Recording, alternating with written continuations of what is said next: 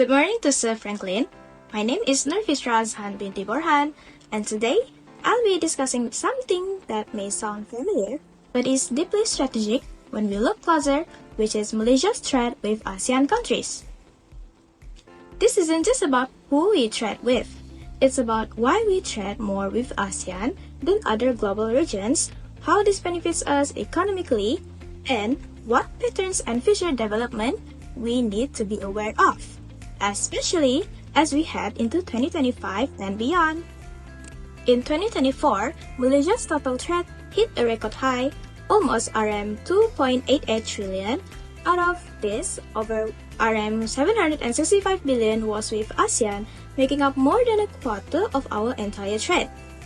Now, you might wonder, why not trade more with China or the US?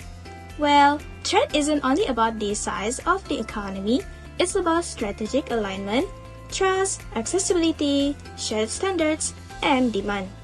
ASEAN gives Malaysia all of this, making it a reliable and consistent trade partner.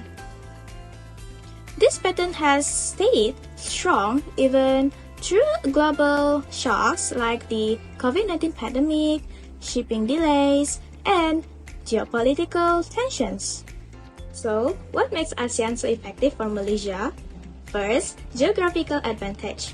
It's cheaper and faster to trade with neighbors. Second, economic complementarity.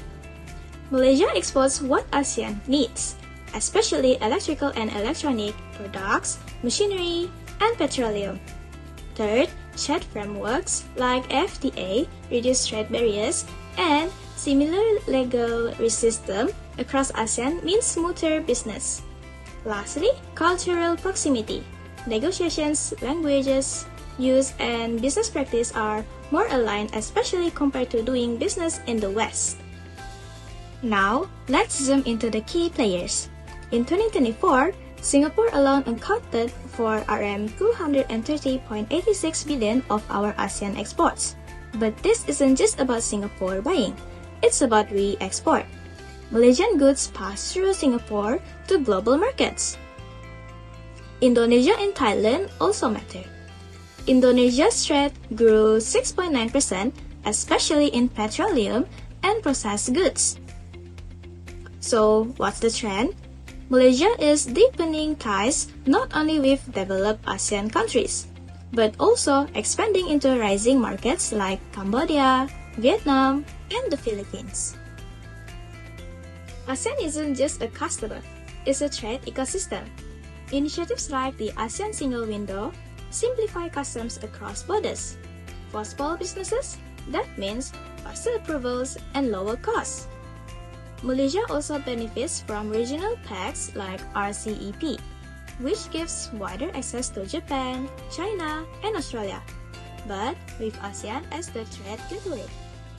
Soon, ASEAN will launch its Digital Economic Framework Agreement, which will boost e-commerce, digital logistics, and data flow by 2025 or early 2026.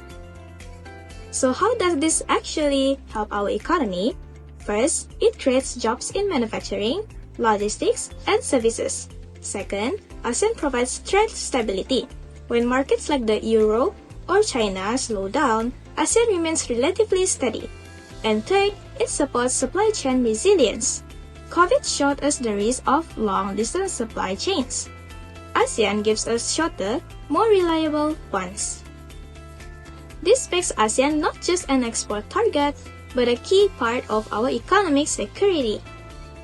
Looking at 2025, the Ministry of Finance expects total trade to grow by 4%, with exports increasing by 3.9%. Why? Global chip demand is booming. The semiconductor industry is forecast to grow by 11.2% in 2025.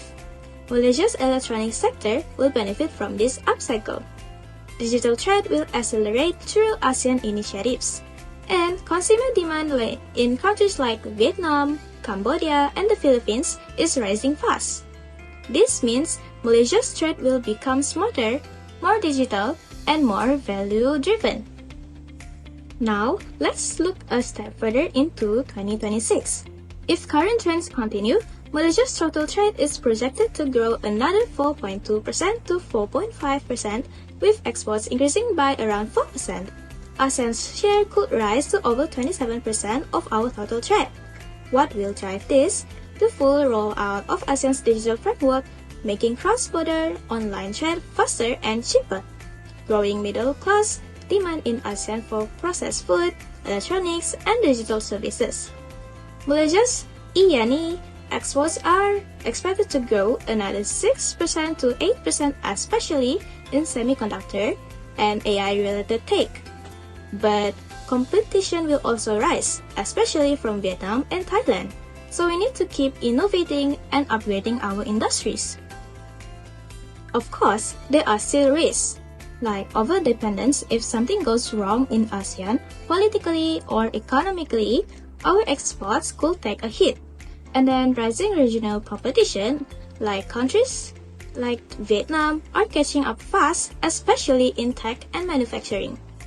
And also global shocks like inflation war or supply chain disruptions can still affect ASEAN indirectly. That's why Malaysia must diversify smartly, grow with ASEAN, but also build ties with new markets in Africa, Latin America, and the Middle East. Looking ahead, Malaysia has the potential to move from trading within ASEAN to shaping ASEAN trade. We can lead in digital logistics and smart customs system, invest in regional infrastructure, not just roads and ports, but also data centers and green energy, support SMEs with digital tools, financial access, and trade education. In short, we shouldn't just ride ASEAN's growth, we should drive it. To conclude, Malaysia's trade relationship with ASEAN is strategic, stable, and full of opportunity. 2025 will be a year of smarter integration, and by 2026, Malaysia is expected to deepen its leadership in regional trade, especially in electronics, digital services, and supply chain connectivity. ASEAN is not just where we trade, it's where we grow, where we lead, and where our future in international business is being shaped. So these are the references that I used. Thank you!